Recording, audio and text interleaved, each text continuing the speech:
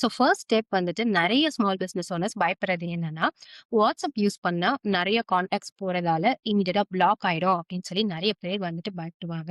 அதே மாரி WhatsAppனா ஸ்பாம் தான் அப்படின்ட்டும் நெறைய பேர் வந்து பயப்படுவாங்க.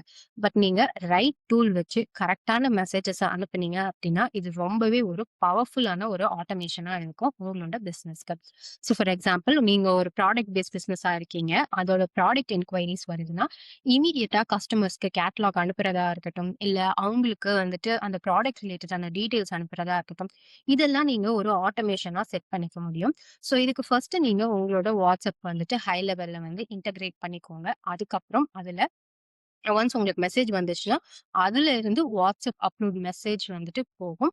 அண்ட் அந்த கஸ்டமர் ரிப்ளை பண்றது எல்லாமே உங்களுக்கு ட்ராக் ஆகும். ஸோ எண்ட் டூ எண்ட் வந்து உங்களோட சிஆர்எம் டூல்ல எல்லாமே ட்ராக் ஆகுறதால, உங்களோட ஆடியன்ஸ் பிஹேவியர் என்ன? அவங்க என்ன மாதிரியான கொஸ்டின்ஸ் கேட்கறாங்க? இது எல்லாமே வந்துட்டு உங்களுக்கு ஸ்ட்ரக்சர்டா இருக்கும்.